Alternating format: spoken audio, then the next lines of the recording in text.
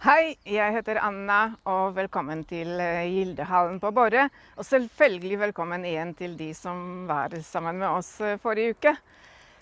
Sist så snakket vi om selveste Gildehallen, hva det var, hva den var brukt til, hvor vi har tatt inspirasjoner fra til å bygge vår egen hallen. Og så selvfølgelig at hallen var bygd for å imponere, men man skulle imponere ikke bare med selveste hallen, bygning, høyde og størrelse. Man skulle også imponere med dekorasjoner og utsmykking.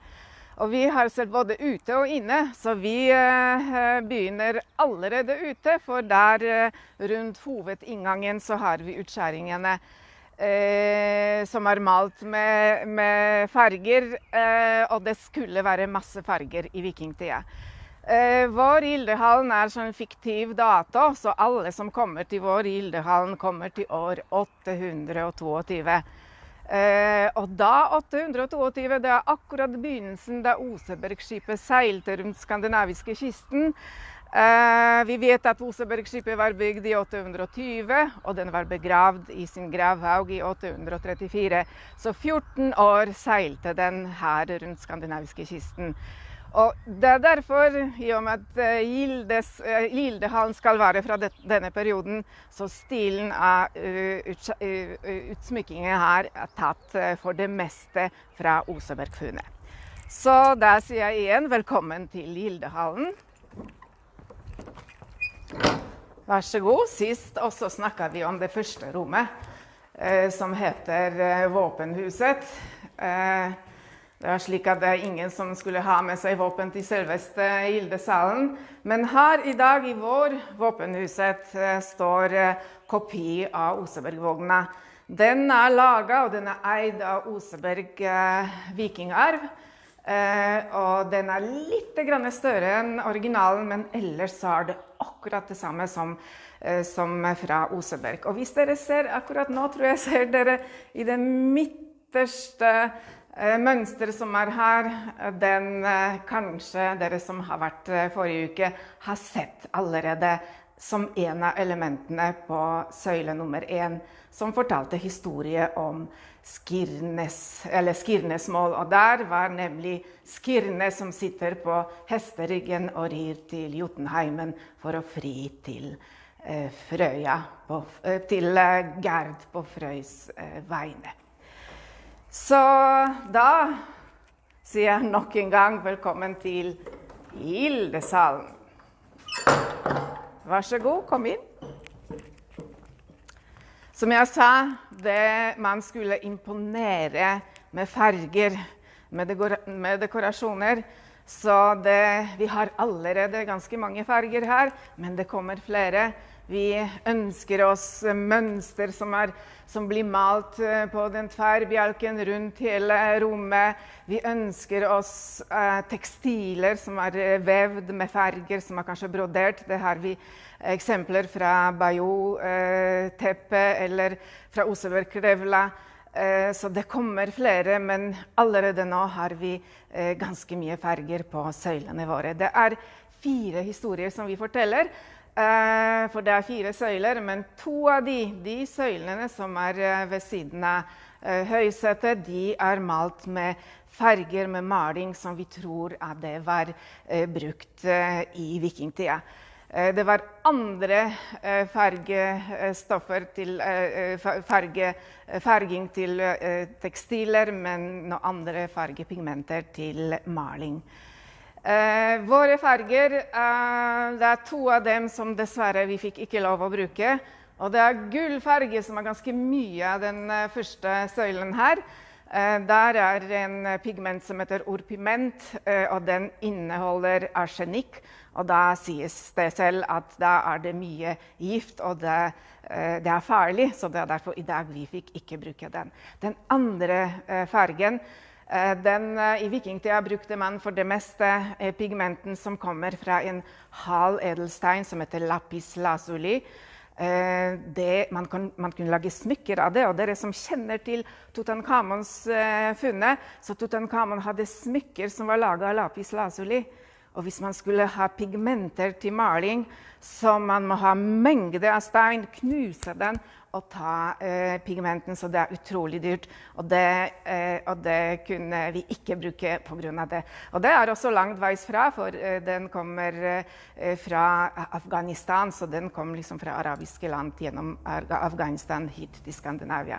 Så det er ganske kostbart, og desto mer farger, desto mer imponerende er i haler. Så ja, det kommer flere farger, håper vi, og vi håper at det kommer også tekstilene som også blir veldig fargerike. Sist så snakket vi om historien om den første søylen, så vi allerede viste dere bildet av skirne som sitter på hesteryggen, så dere ser den er forstørret, den er malt, men det som vi har gjort her, at vi prøvde å fortelle historier, og vi har tatt elementer fra Osebergfunnet, satt sammen de elementene for å fortelle de historiene. Men det er ikke alltid man kunne fortelle hele historien bare med elementer fra Oseberg, så det er derfor det er også andre elementer. For det som er her, det er Frøy og Gerd. Det er tatt inspirasjon fra gullgubber. Og gullgubbene, det var bittelite små gulplater som hadde preget mønster. Som oftest så var det mann og kvinne som omfavner hverandre, men det kunne vært også bare mann eller bare en kvinne. De var bittesmå, og det arkeologene finner det som oftest i stolpehull. Så det er to teorier på det, hvorfor det er i stolpehull.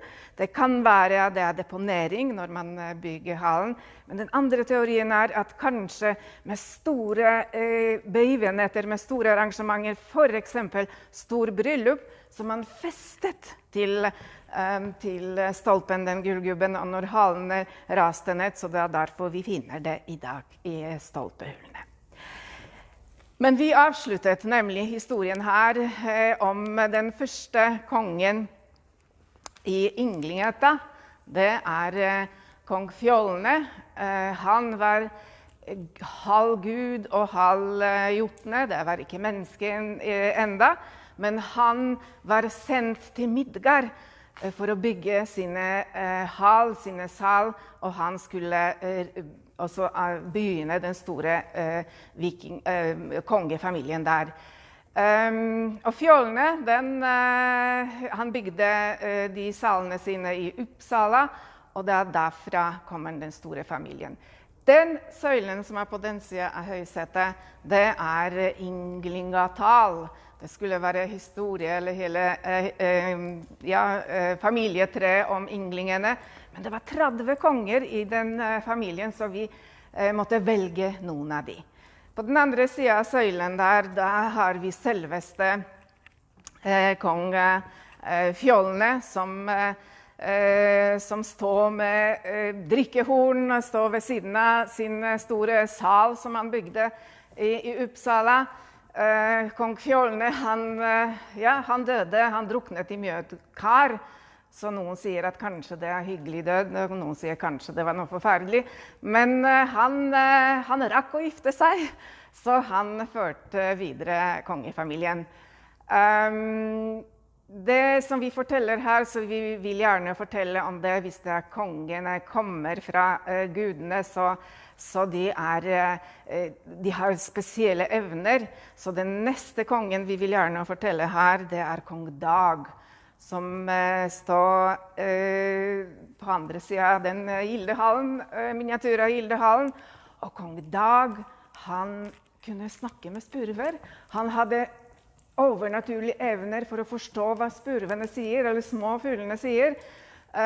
Så han hadde mye makt. Han var veldig viktig for de fuglene. De fløy over flere land og kunne fortelle han hva som skjer. Så han var veldig viktig og makt, altså hadde stor makt, kong Dag. Men det var fortsatt i Uppsala, og hvordan det var seg at de kongene avslutter her på Borre.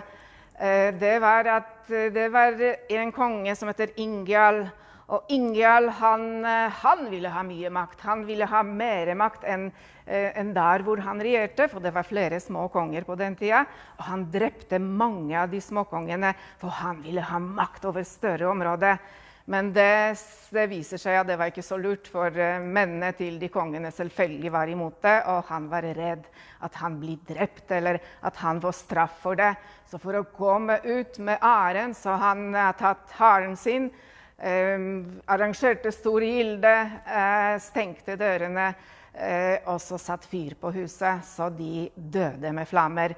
Så han rådet seg med ild, så det derfor vi kaller han det Ingjald Ildrådet. Men sønnen hans, som heter Olav, han var ikke med på det. Og for å unngå vrede av mennene til de kongene som var drept, han flyktet til Norge. Og han tenkte seg at han skal gjemme seg i skogene, så han hogde trær for å lage små landsbyene hvor han skulle være.